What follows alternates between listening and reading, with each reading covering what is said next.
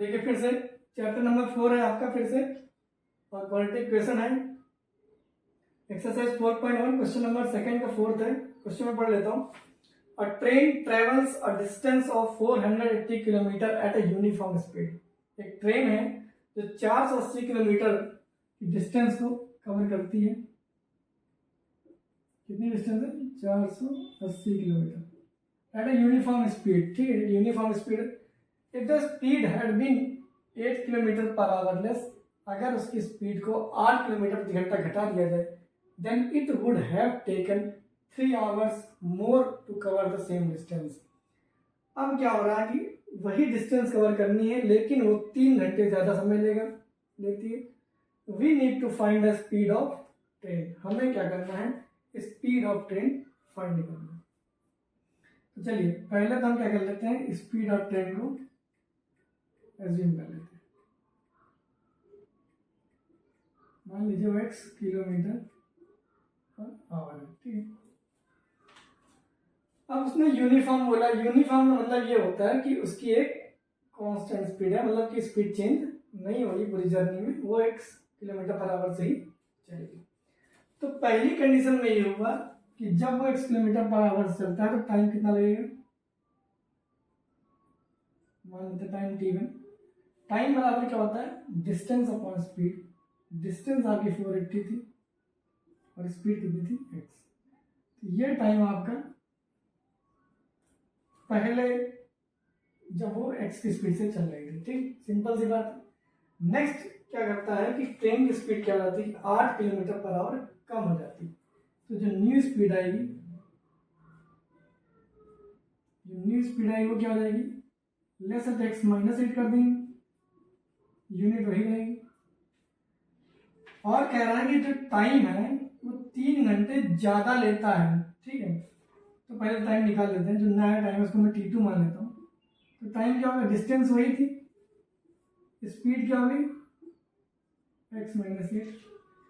और t1 और t2 में रिलेशन दे रखा है उस क्वेश्चन में। कह रहा है कि जो t2 है वो t1 से 3 घंटे ज्यादा लेता है, तो t1 में 3 घंटे जोड़ देंगे। ये कर रहा है। ठीक है, अब t2 और t1 की वैल्यू हम पुट कर देते हैं। t2 आ गया 480 अपॉन x माइनस 8 और t1 की वैल्यू है 480 अपॉन x प्लस 3। ठीक है, अब इसको क्या करते हैं? एक साइड ले लेते हैं,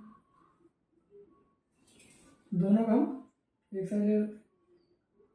तो 480 upon x minus 8 minus 480 upon x बराबर 3।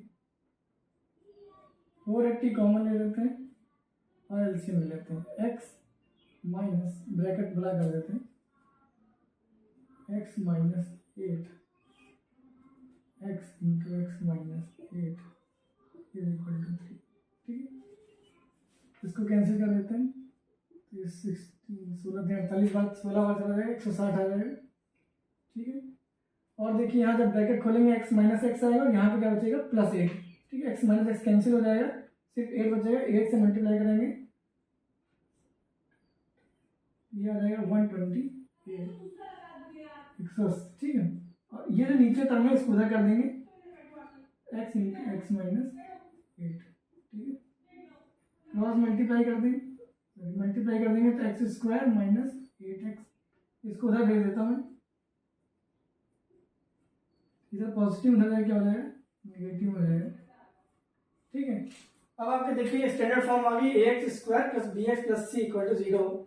और किसके टर्म में आई? x, मतलब स्पीड ऑफ ट्रेन के टर्म में आई है। यही आपको बताना था। अब यहाँ से x सॉल्व हो जाएगा, वो आगे हम सीखेंगे। लेकिन इस तरह से हम इसको फॉर्म करते हैं। क्वेश्चन बहुत ही अच्छा है, थोड़ा सा ध्यान देने की बात है। जो वो स्टेटमेंट बोल रहा है वैसे ही आपको परफॉर्म करते जाना, लिखते जाना है। अगर आप उसमें कंफ्यूज हुए तो आप स्टेटमेंट में कंफ्यूज जाएंगे। आपको बहुत ही केयरफुली समझना है।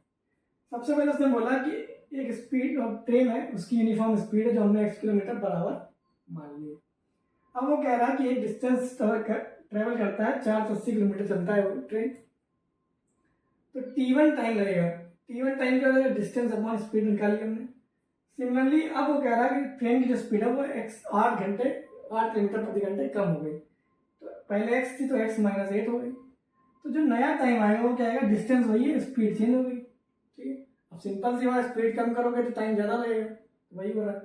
तो जो नया टाइम है वो क्या है, पहले वाले टाइम से 3 ज़्यादा घंटे। ठीक, तो हम ज़्यादा मतलब क्या प्लस कर दिए। अब T2 और T1 की वैल्यू यहाँ पर पुट कर दी, इसको इधर लाया, क्रॉस मल्टीप्लाई किया है, कॉमन ले लिया है, एलसीएम ले लिया है। ठीक है, अब यहाँ पर मैंने एक शॉर्टकट मारा है कि x माइनस एक्स को कैंसिल कर दिया, 8 आया, 16 8 128 होता है, तो यहाँ 0 आगे 1280 हो गया। इसको x उधर भेज दिया तो x into x minus x चला गया, और इसको इधर ला के सॉल्व कर दिया। तो इस तरह से एक एक्सरसाइज 4.1 जो है, इसका बहुत अच्छा क्वेश्चन था, इसको मैंने आपको समझाया है, इस तरह से इसको करेंगे। ठीक है।